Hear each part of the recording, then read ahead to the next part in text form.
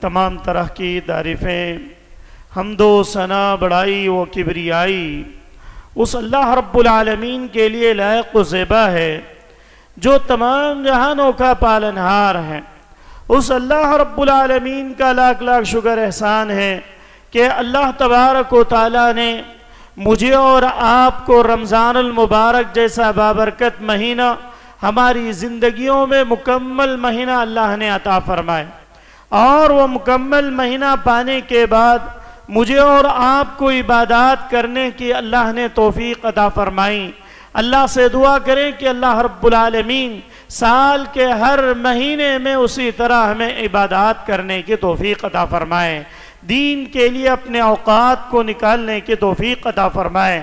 یہ چھوٹی سی حمد و ثنا کے بعد درود و سلام کا نزول ہو جیو میرے اور آپ کے آخری نبی آمینہ کے لال مدینہ کے سردار جناب محمد الرسول اللہ صلی اللہ علیہ وسلم پر، اس نبی اقدس مقدس پر جس نبی اکرم صلی اللہ علیہ وسلم نے اس بھٹکتی ہوئی اس گمراہ قوم کو سیدھی راہ پر لانے کے لیے دن کو دن نہ سمجھا، رات کو رات نہ سمجھا، بلکہ اپنی پوری زندگی اس امت کے لیے صرف کر دی۔ اس نبی پر درود و سلام کا نزول ہو جیو جس نبی نے ہر مہینے میں کچھ نہ کچھ ایسے اعمال بتلائے تاکہ یہ امت ان اعمال پر عمل پیرا ہو کے اپنے رب کو راضی کر لے جائے۔ جیسے رمضان گزر چکا تو شوال کا مہینہ شروع ہو چکا ہے، تو شوال کے مہینے میں اللہ کے نبی جناب محمد الرسول اللہ صلی اللہ علیہ وسلم نے شوال کے 6 روزوں کی تعلیم دی ہے۔ اس نبی پر درود و سلام کا نزول ہو جیو اللہم صلی علی محمد وعلی آل محمد کما صلیت علی ابراہیم وعلی آل ابراہیم انکا حمید مجید، اللہم بارک علی محمد وعلی آل محمد کما بارکت علی ابراہیم وعلی آل ابراہیم انکا حمید مجید۔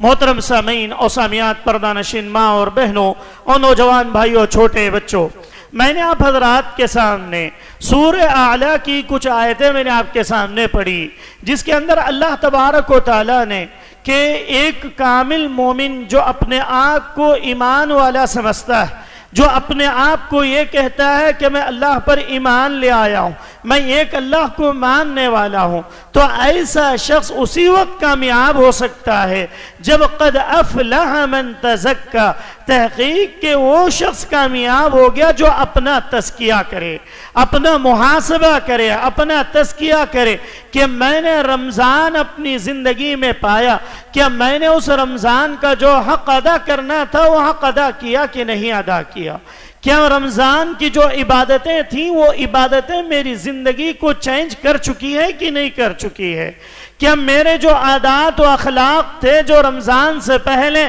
رمضان کا پورا مہینہ آیا تو میرے اندر ان اخلاق کو اس نے ختم کر دیا کہ نہیں کیا، کیا میرے اندر جو برائیاں تھیں، میرے اندر جو خرابیاں تھیں وہ خرابیاں ہم سے دور ہوئی ہے یا نہیں ہوئی ہے، کیا ہمارے اندر اللہ کا ڈر پیدا ہو چکا ہے کہ نہیں ہو چکا ہے، کیا ہم اللہ کے لیے متقی بن گئے ہیں کہ نہیں بن گئے، کیا ہمارے اندر وہ خوف و خشیت و للہیت اللہ کا ڈر ہمارے اندر پیدا ہو چکا ہے کہ جو اللہ نے کہا یا ایھا الذین آمنوا کتب علیکم الصیام کما کتب علی الذین من قبلکم لعلکم تتقون، کہ لوگوں یہ جو روزے تم پر فرض قرار دیے گئے تھے، جن روزوں کو تم نے رمضان کے پورے مہینے میں رکھا، یہ کوئی آپ کے لیے ہی نہیں ہے بلکہ آپ سے پہلی قوموں پر بھی روزے فرض قرار دیے گئے تھے، لیکن اس کا مقصد یہ تھا کہ لعلکم تتقون، تم لوگ متقی بن جاؤ، تم لوگ اللہ کا خوف اپنے اندر پیدا کرنے والے بن جاؤ،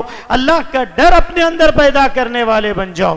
تو مجھے اور آپ کو اپنا تزکیہ کرنا ہے کہ قد افلح من تزکا، کہ کامیاب ہوا وہ شخص جس نے اپنا تزکیہ کیا، اپنا محاسبہ کیا، اپنے نفس کو اس نے جھنجھوڑ کر پوچھا کہ میں نے رمضان میں عبادتیں اتنی ساری کی، میں نے رمضان میں نفل نمازیں نہیں چھوڑی، میں نے رمضان میں فرض تو فرض، میں تو تہجد کی پوری پابندی کرتا رہا، قیام اللیل کی پوری پابندی کرتا رہا، قرآن کی تلاوت خود بھی پڑھتا اور قرآن کی تلاوت سنا کرتا تھا، تو کیا میرے دل میں وہ تقوی آیا یا نہیں آیا؟ کیا میرے اندر وہ اللہ کا ڈر جو آنا چاہیے تھا وہ آیا یا نہیں آیا؟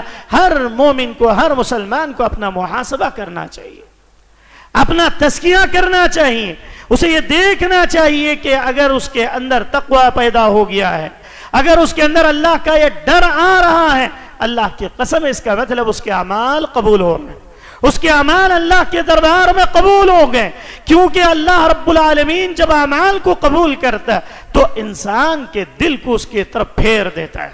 آج دیکھ لیں، ابھی ایک دن نہیں ہوا عید ہو کر ہماری مسجدیں خالی ہو گئیں، ہمارے اندر سے وہ ایمان دور ہو گیا، جس ایمان کو آنے کے لیے اللہ نے روزے فرض قرار دیے تھے، جس تقوی کو آنے کے لیے اللہ نے پورے مہینے اللہ کے حکم کے لیے ہم راضی ہو چکے تھے، اللہ کے لیے ہم سب کچھ قربان کر رہے تھے، ہم حلال چیز بھی اپنا ایک لقمہ ہم اپنے جسم میں اپنے منہ میں نہیں ڈالتے تھے، لیکن رمضان چلا گیا تو اللہ کی قسم ہے ہمارے اندر سے وہ تقوی بھی چلا گیا۔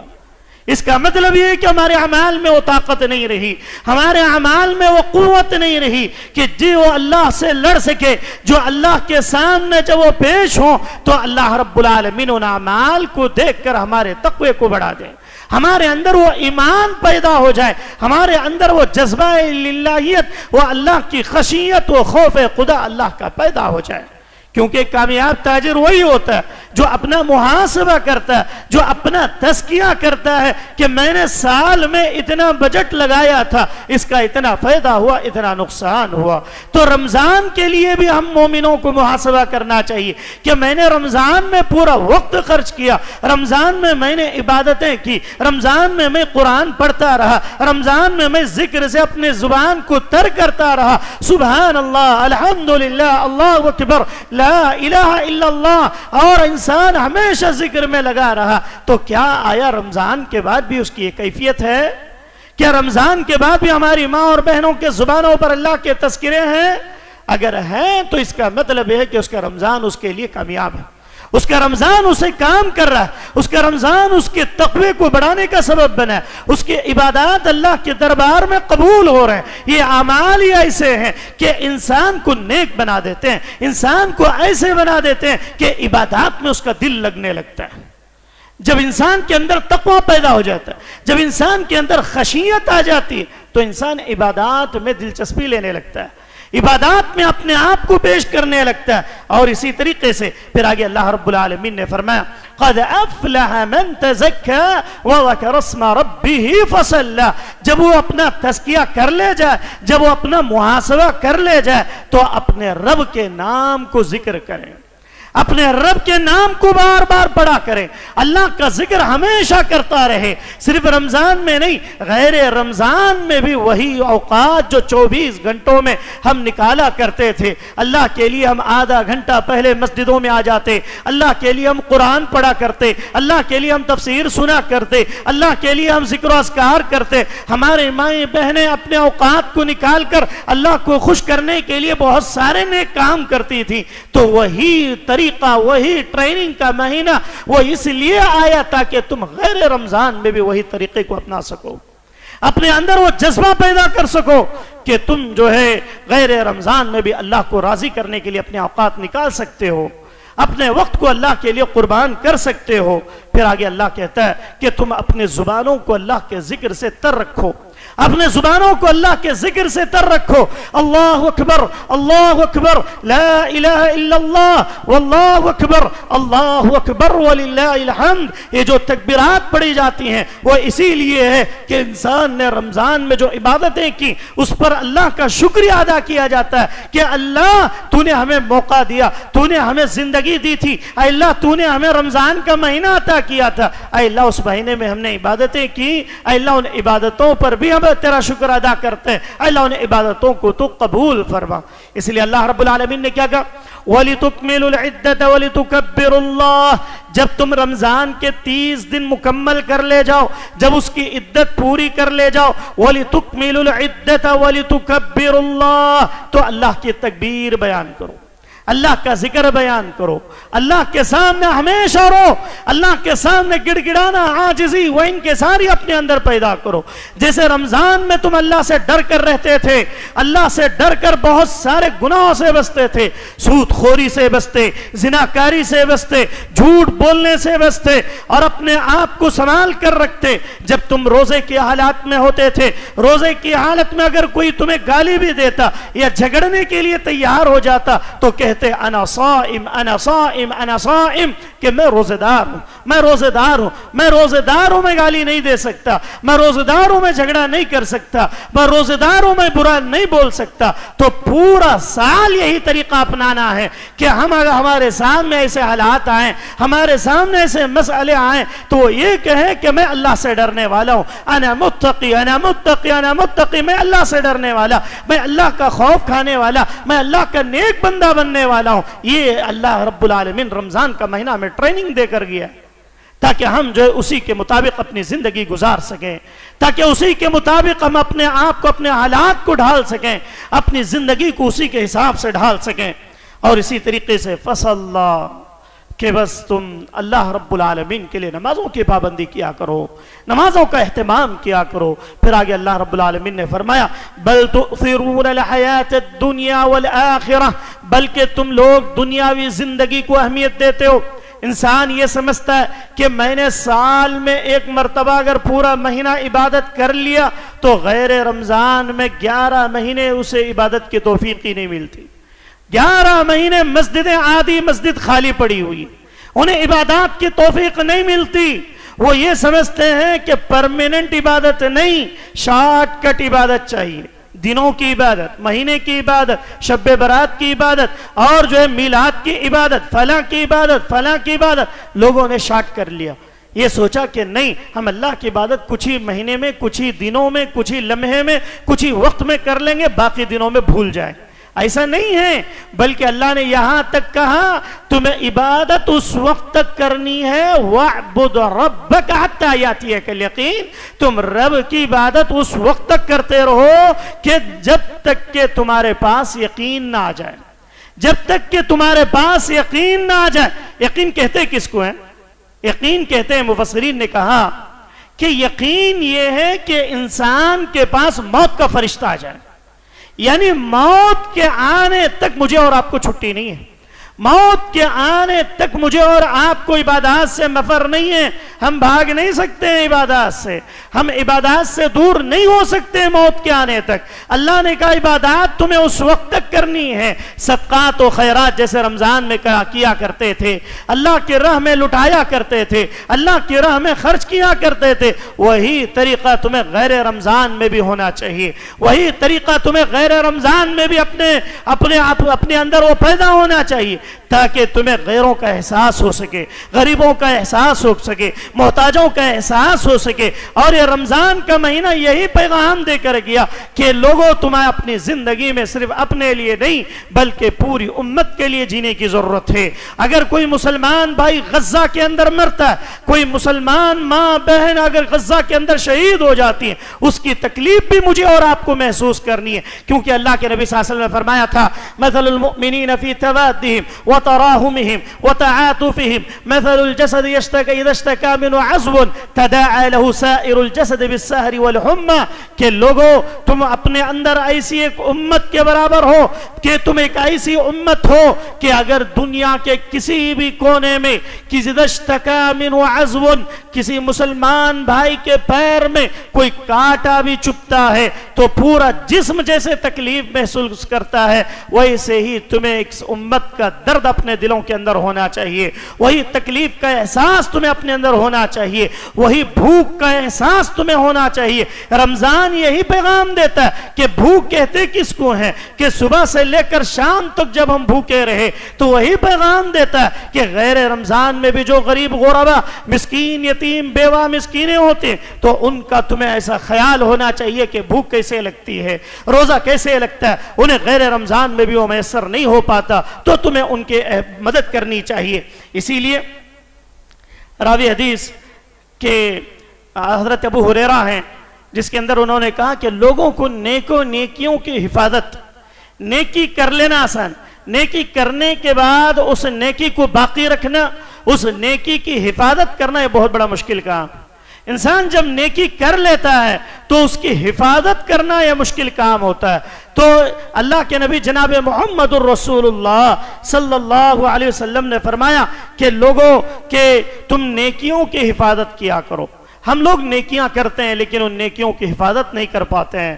نیکیاں ہو تو جاتی ہیں کہ رمضان کا پورا مہینہ مسجدوں میں ہی گزر جاتا ہے، رمضان کا پورا مہینہ عبادات میں گزر جاتا ہے۔ انسان جو ہے رمضان میں جب اللہ رب العالمین کے احکامات کے مطابق زندگی گزارتا ہے، دیکھیں آپ تراویح پڑھنا سنت ہے، تراویح پڑھنا سنت ہے، نفل نماز ہے، تہجد نماز ہے، لیکن انسان کتنا اہتمام کے ساتھ کرتا ہے، کتنے اہتمام کے ساتھ اس کا اہتمام ہوتا ہے۔ اتنی مائیں بہنیں بھی 8 بجے اگر تراویح 8:30 پہ ہے تو 8 بجے ہی مسجدوں میں آ جاتی ہیں، کس لیے؟ نفل نماز کے لیے، نفلوں کی عبادات کے لیے۔ لیکن غیر رمضان میں فرض نمازوں کے لیے آنا میرے اور آپ کے لیے مشکل ہو جاتا ہے۔ اللہ تعالیٰ میری آپ کی حفاظت فرمائے، اور جو ہے نیکیوں کی حفاظت بہت ضروری ہے، کیونکہ راوی حدیث حضرت ابو ہریرہ رضی اللہ تعالیٰ عنہ ہیں، کیا کہتے ہیں کہ اللہ کے نبی جناب محمد الرسول اللہ صلی اللہ علیہ وسلم نے فرمایا اتدرون من المفلس،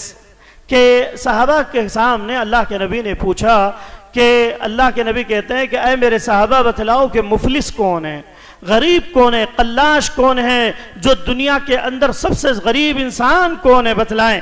تو اللہ کے نبی صلی اللہ علیہ وسلم نے جب پوچھا تو صحابہ نے کہا قالوا المفلس فینا من لا درہم لہ ولا متاع، کہ اے اللہ کے نبی ہم میں سب سے غریب انسان وہ ہے کہ فینا من لا درہم لہ ولا متاع، کہ اس کے پاس نہ تو دینار ہو نہ درہم ہو اور نہ ہی دنیا کے ساز و سامان موجود ہو، یعنی جس کے پاس کوئی دولت نہ ہو، جس کے پاس کوئی مال نہ ہو، جس کے پاس کوئی درہم نہ ہو، جس کے پاس کوئی سونا نہ ہو، وہ غریب انسان۔ پھر اللہ کے نبی نے فرمایا فقال، کہ لوگوں ان المفلس من امتی یأتی یوم القیامہ، یقیناً مفلس میری امت کا وہ ہے جو قیامت کے دن آئے گا۔ ان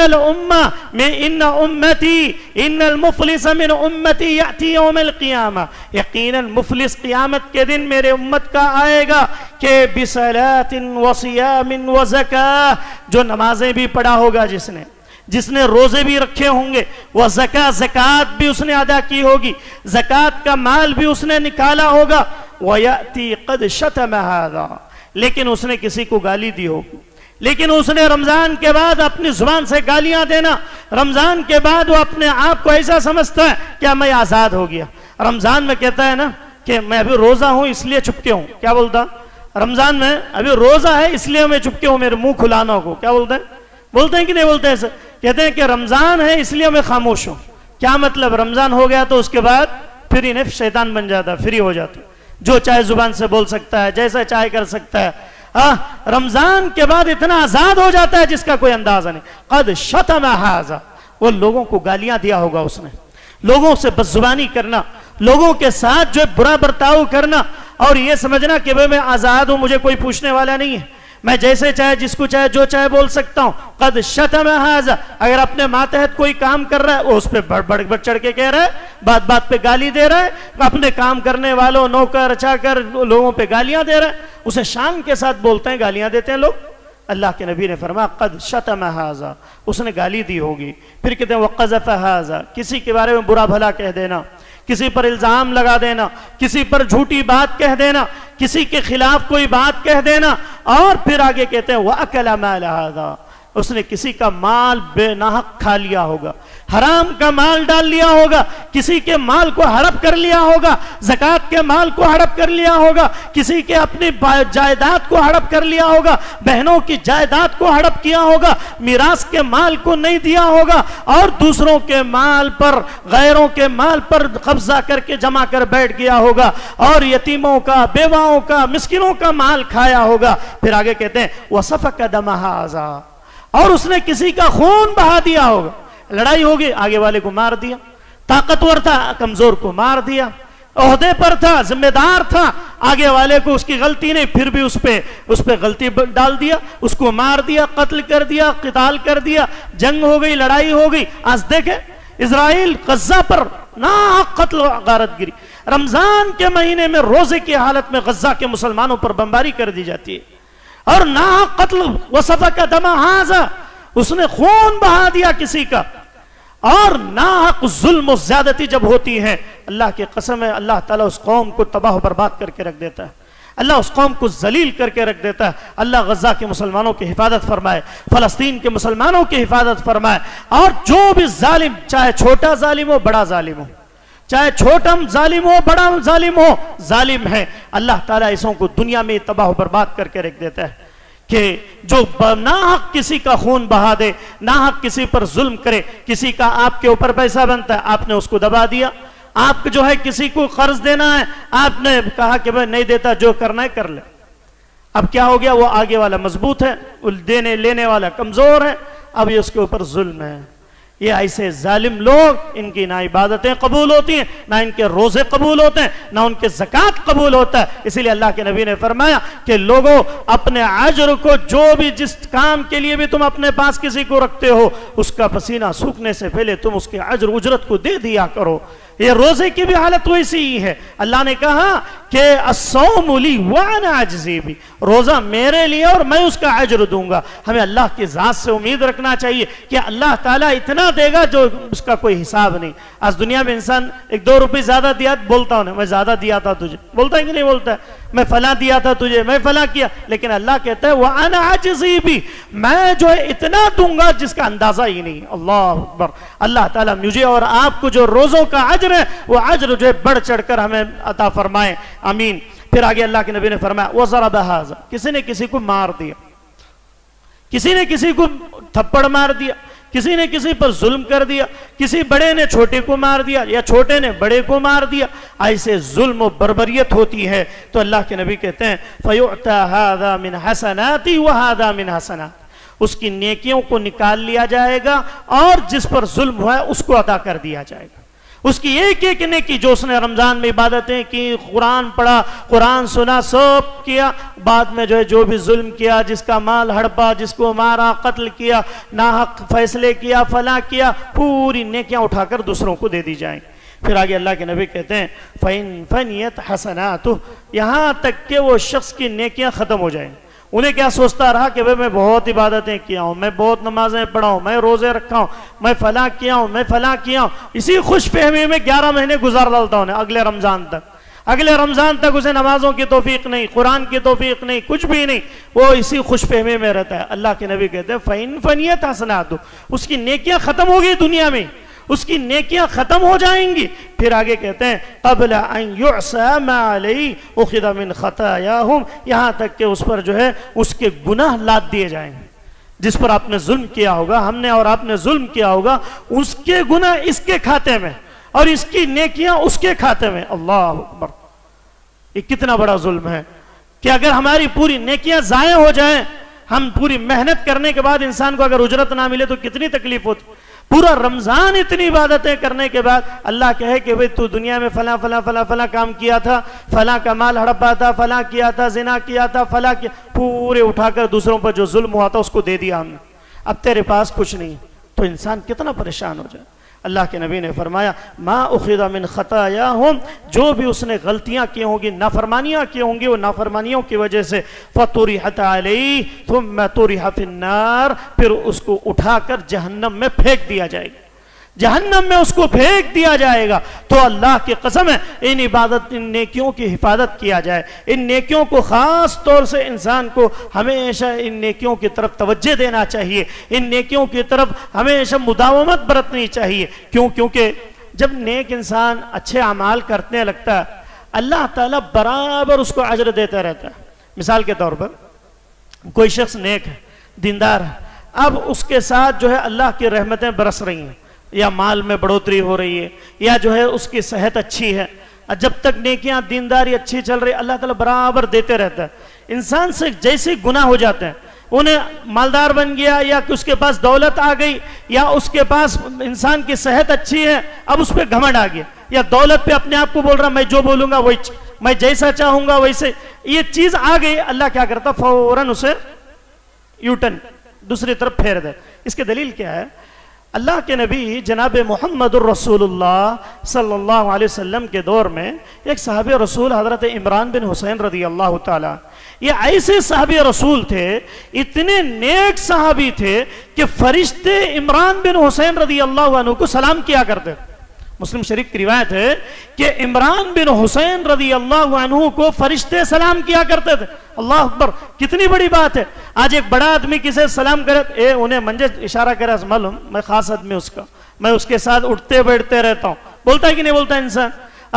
کوئی کسی سے ہاتھ ملا لیا تو بہت بڑی بات، اگر مکے میں کسی سدیس سے شریم سے ہاتھ ملا لیا تو فخر سے کہتا ہے کہ میں نے ان سے ہاتھ ملایا تھا۔ میں ہاتھ ملانے کے لیے کئی لوگ مر جاتے ہیں، کوئی ایم ایل اے آ گیا تو اس کے پیچھے پیچھے ایسے بھاگتے رہتے پوچھو مت، اس سے ہاتھ ملنے کے لیے لوگ ترس جاتے ہیں اور جانیں قربان ہو جاتی ہیں، مرتے ہیں کئی لوگ جو ہے۔ لیکن اللہ رب العالمین فرشتوں کو دنیا میں آ کر کسی شخص کو اگر فرشتہ سلام کرنے لگے، اللہ بھیجے کہ جا کر میرے بندے عمران بن حسین سے سلام کر لے، تو کتنی فضیلت کی بات۔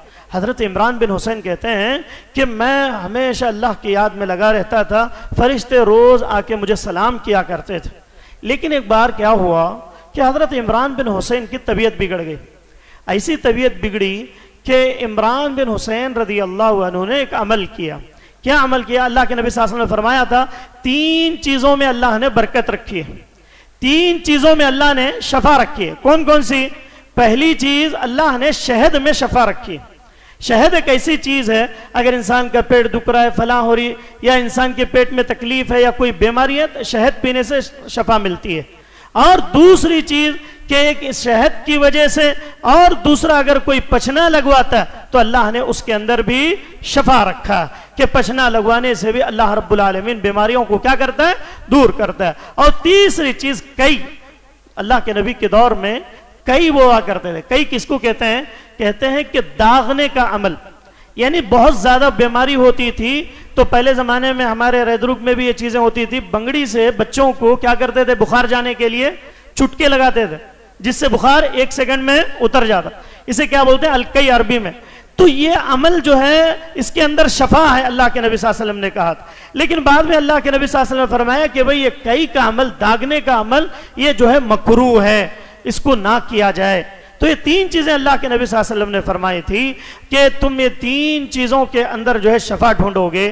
اور پھر ایک اور حدیث میں کسی اور چیز کا ذکر ہے، زمزم کے اندر بھی بیماریوں کی شفا بتلائی گئی کہ انسان کی بیماریاں دور ہوتی ہیں۔ تو یہ کئی کے عمل کو مکروہ قرار دیا گیا، حرام میں نہیں کہ مکروہ میں داغنا جائز نہیں ہے، چاہے بیماری ہو یا کچھ بھی ہو۔ لیکن عمران بن حسین رضی اللہ عنہ نے کیا کیا؟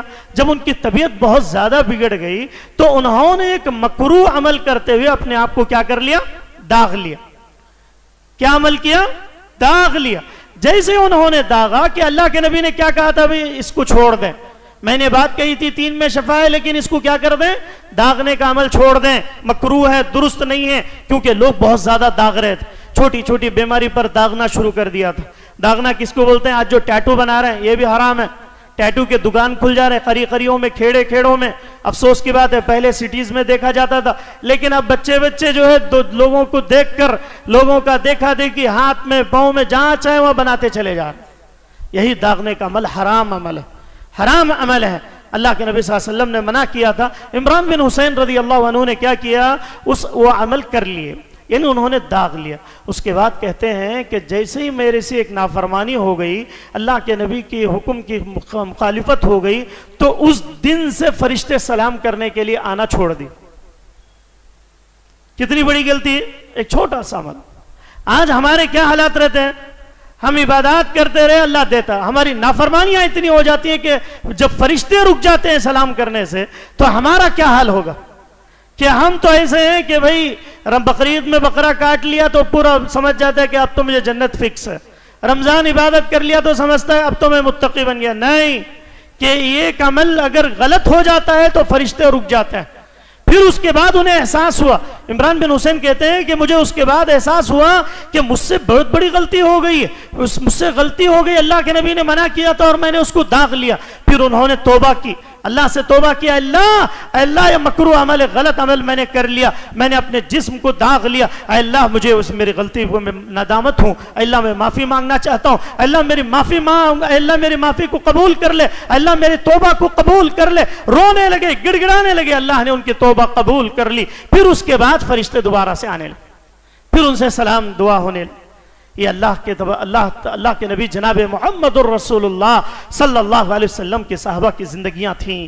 تو ہمیں یہ بات بتلانے مقصود ہے، جو ہم نیکیاں کر رہے ہیں وہ ریگولر کرتے رہے، بیچ میں کٹ کر دیے تو جو نیکیاں تھیں، جو برکتیں تھیں، گھر میں خوشحالیاں تھیں، صحت مندی تھی، جو مال میں برکت تھی اور دولت آ رہی تھی، وہ سب کیا ہو جاتی؟ اللہ اگر نہ چاہے تو کٹ ہو جاتی۔ جیسے انبیاء کو یا صحابہ کو اللہ رب العالمین فرشتوں سے روک دیتا ہے، تو ہمارا اور آپ ہمارے ایسے کہ دن میں صبح سے لے کر شام تک اتنے گناہ ہوتے ہیں جس کا اندازہ نہیں۔ اللہ تعالیٰ سب سے پہلے میری حفاظت فرمائے اور امت محمدیہ کی حفاظت فرمائے۔ اللہ رب العالمین سے دعا گو ہوں کہ بار الہ کہنے والے کو کہنے سے زیادہ، سننے والوں سے سننے زیادہ عمل کی توفیق عطا فرما۔ اللہ سیاکاریوں سے بچنے کی توفیق عطا فرما۔ اللہ گناہوں سے دور رہنے کی توفیق عطا فرما۔ اللہ ہم نے جو کچھ بھی عبادتیں کی ہیں، اللہ ان عبادات کو قبولیت کا مقام عطا فرما۔ اللہ ہم سب کچھ جانتے ہیں، اللہ عمل کے میدان میں پیچھے، اللہ عمل کی توفیق عطا فرما۔ اللہ گناہوں سے بچنے کی توفیق عطا فرما۔ اللہ گناہوں سے دور رہنے کی توفیق عطا فرما۔ اللہ جتنے لوگ بیٹھے ہوئے ہیں، اللہ جو لوگ پریشان حال ہے، اللہ ان کی پریشانیوں کو دور فرما۔ اللہ جو لوگ مصیبت زدہ ہیں، اللہ ان کی مصیبتوں کو دور فرما۔ اللہ جو لوگ تنگیوں کے شکار ہیں، اللہ ان کی تنگیوں کو دور فرما۔ اللہ جو لوگ بیماریوں میں مبتلا ہیں، اللہ انہیں شفاء کاملہ عاجلہ عطا فرما۔ اللہ جن کے والدین اس دنیا میں موجود ہیں، اللہ تو نے ان کی خدمت کرنے کی توفیق عطا فرما۔ اللہ جن کے والدین اس دنیا سے جا چکے ہیں، اللہ تو نے جنت الفردوس میں اعلیٰ مقام نصیب فرما۔ اللہ والدین کو صحت تندرستی عطا فرما۔ اللہ والدین کو جب تک زندہ رکھ، اللہ عزت کی زندگی عطا فرما۔ اللہ جب اس دنیا سے جانا ہو تو کلمہ شہادت نصیب فرما۔ آمین۔ السلام علیکم ورحمۃ اللہ وبرکاتہ۔